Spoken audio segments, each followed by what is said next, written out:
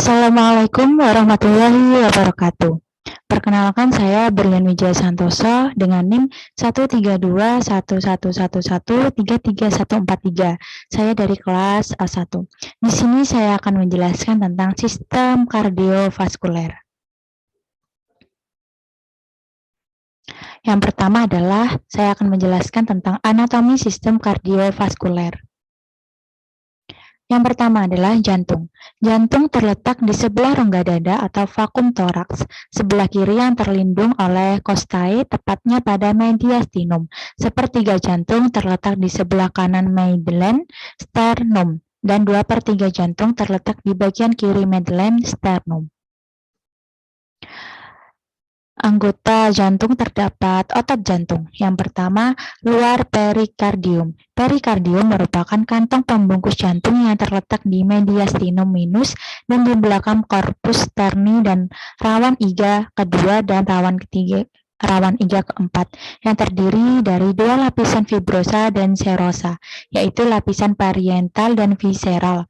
Di antara dua lapisan jantung ini terdapat lender sebagai pelican untuk menjaga agar tidak terjadi gesekan perikardium. Lalu yang kedua, tengah miokardium. Lapisan otot jantung yang menerima darah dari arteri koronaria. Susunan miokardium yaitu otot atria atau otot ventrikuler dan otot atrioventrikuler. Yang ketiga, di dalam atau endokardium. Lapisan tipis endotelium yaitu suatu jaringan epitel unik yang melapisi bagian dalam seluruh sistem sirkulasi. Lalu selanjutnya adalah ruang jantung.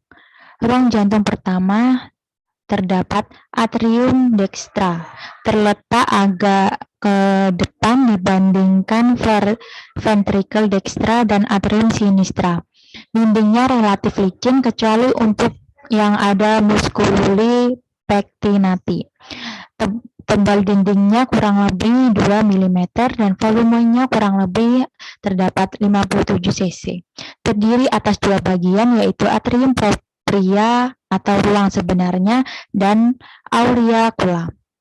Yang kedua, atrium sinistra, terletak posterior superior dan ruang jantung berukuran lebih kecil dari atrium dextra, tetapi dindingnya lebih tebal, kurang lebih 3 mm. Atrium sinistra membentuk basis dan fasies dorso superior jantung, terdiri dari dua bagian yaitu atrium propria dan auricula. Lalu yang ketiga, ventricle dextra. Sebagian besar ventricle kanan berada di kanan depan ventricle sinistra dan di medial atrium sinistra. Ventricle dextra berbentuk bulan sabit atau setengah bulatan. Tebal dindingnya 4-5 mm. Volume ventricle dextra sama dengan sinistra atau kurang lebih 85 mili.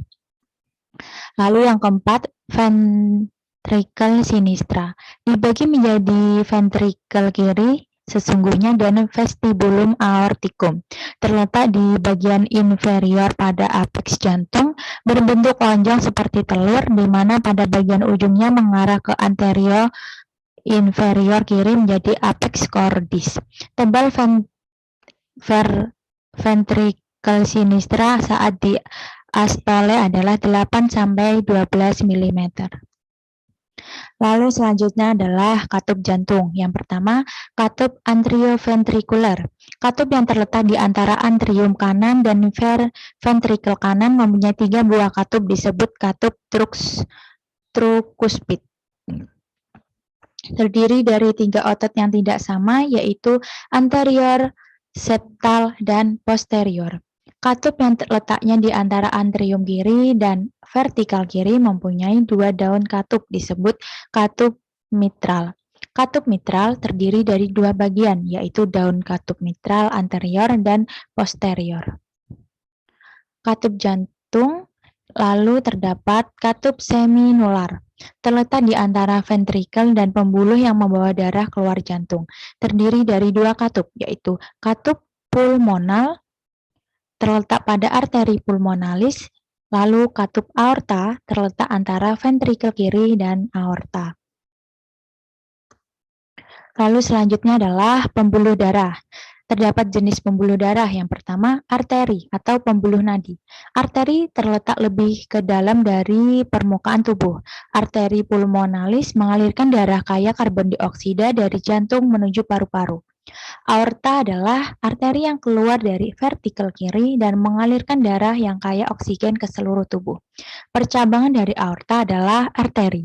Arterial adalah pembuluh nadi yang berhubungan dengan kapiler. Lalu yang kedua adalah vena atau pembuluh balik.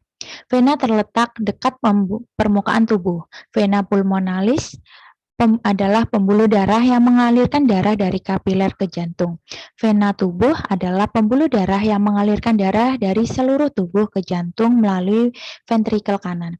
Venula adalah vena yang berhubungan dengan kapiler. Yang ketiga adalah kapiler.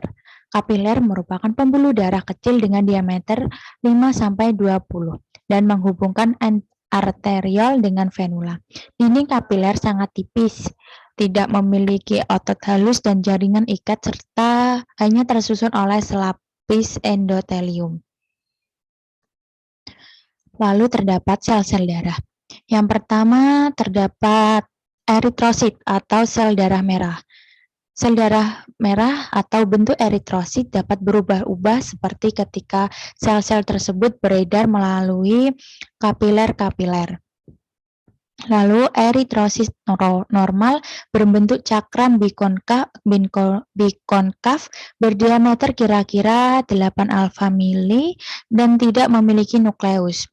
Jumlah eritrosit bervariasi berdasarkan jenis kelamin dan perbedaan umur. Lalu yang kedua adalah leukosit atau sel darah putih. Terdapat di dalam darah manusia dan berjumlah sekitar 5.000 sampai 10.000 butir untuk setiap mikroliter darah manusia. Memiliki sebuah nukleus tidak berwarna atau berwarna bening, menunjukkan gerakan amoeboid. Yang ketiga terdapat trombosit, sel darah pembeku atau keping darah. Berbentuk bulat kecil dengan ukuran diameter 2-4 alfa mili dan tidak memiliki inti. Trombosit dibentuk dalam sumsum tulang dan sumsum tulang dari megakariosit. Trombosit dalam darah adalah antara 150.000 400.000 butir per mikroliter. Lalu, sistem peredaran darah, arteri, dan vena. Yang pertama, sistem peredaran darah besar.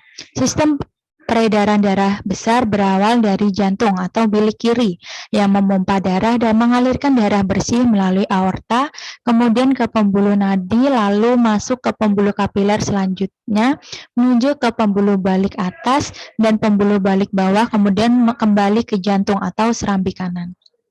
Yang kedua, sistem peredaran darah kecil.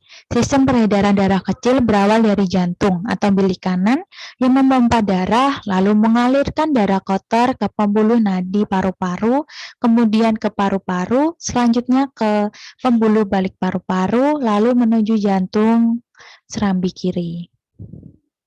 Seperti pada gambar di sini ya. Lalu terdapat sistem limfatik. Yang pertama, pembuluh limfatik. Saluran pembuluh limfatik dimulai dari kapiler limfatik. Kapiler limfatik adalah suatu saluran dengan ujung tertutup yang terletak pada ruang antar sel.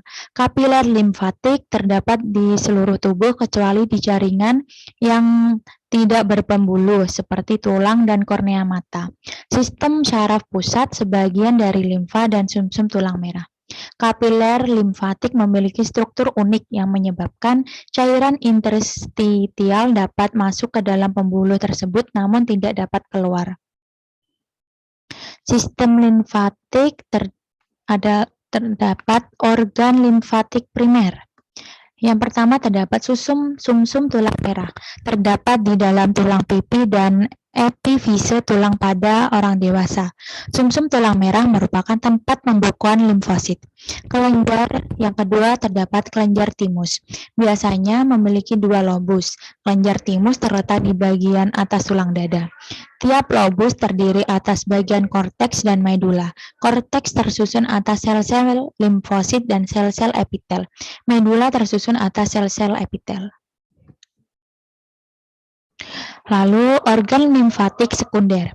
Yang pertama, nodus limfe. Terdapat sekitar 600 organ yang berbentuk seperti kacang dan terletak di sepanjang pembuluh limfe. Nodus limfe mengandung sel limfosit B dan sel limfosit T. Yang kedua adalah limfa. Jaringan limfatik terbesar di dalam tubuh. Limfa berbentuk oval, panjangnya sekitar 12 cm. Limfa terletak di antara parut dan diafragma. Limfa terdiri dari bagian yang disebut pulpa putih dan pulpa merah. Yang ketiga, nodulus limfaticus. Sekumpulan jaringan limfatik yang tersebar di sepanjang jaringan ikat yang terdapat pada membran mukus yang membatasi dinding saluran pencernaan, saluran reproduksi, saluran urin, dan saluran respirasi. Beberapa bentuk nodulus limfaticus yaitu tonsil dan follicle limfatik. Tonsil terdapat di tenggorokan, follicle limfatik terdapat di permukaan dinding usus halus. Lalu yang selanjutnya adalah saya akan menjelaskan tentang fisiologi sistem kardiovaskuler. Jantung terdapat dua bagian pompa yang terpisah fungsinya, yaitu memompa darah, terdiri dari masing-masing satu atrium ventrikel kiri dan kanan. Berdasarkan fungsinya, pompa kanan yaitu sebagai sirkulasi paru-paru, sedangkan pada bagian kiri berperan sebagai sirkulasi sistemik untuk seluruh tubuh. Hal ini merupakan proses berkesinambungan yang erat kaitannya dengan asupan oksigen untuk keberlangsungan hidup manusia. Dalam menjalankan fungsinya, jantung melibatkan banyak struktur di dalamnya, yaitu meliputi sistem konduksi, potensial aksi, dan siklus jantung. Ketiga sistem tersebut bekerja secara sinergis untuk menghasilkan aktivitas mekanik sebagai pompa. Lalu terdapat sistem konduksi. Jantung memiliki dua sel otot khusus, yaitu sel kontraktil dan otoritmik, yang memiliki peran berbeda. Sel kontraktil berfungsi untuk melakukan kerja mekanik, sedangkan sel otoritmik berfungsi untuk menghantarkan potensial aksi yang bertanggung jawab sebagai kontraksi sel-sel pekerja.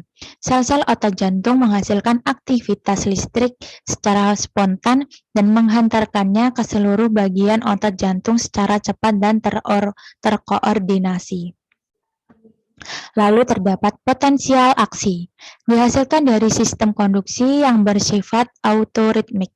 Sel ini mampu menginisiasi potensial aksi yang berfungsi menghasilkan detak jantung atau pacemaker dan melibatkan influx kalsium sehingga terjadi pergerakan ion lain yang menimbulkan ketidakstabilan membran sel yang menghasilkan aktivitas potensial aksi. Lalu yang ketiga terdapat siklus jantung. Siklus jantung merupakan siklus yang dimulai dari satu detakan jantung ke awal dari detakan selanjutnya. Setiap siklus dimulai dari aksi potensial yang terbentuk spontan dari SA node yang terletak di dinding lateral superior dari atrium kanan dekat dengan pintu masuk vena cava superior. Diastol merupakan suatu keadaan di mana jantung, terutama ventrikel, terisi darah diikuti periode kontraksi yang dikenal sistol. Selama sistol atrium yang terjadi 0,1 detik, atrium mengalami kontraksi. Pada waktu yang sama, ventrikel mengalami relaksasi. Sekian penjelasan dari saya tentang sistem kardiovaskuler. Kurang lebihnya saya meminta maaf. Wassalamualaikum warahmatullahi wabarakatuh.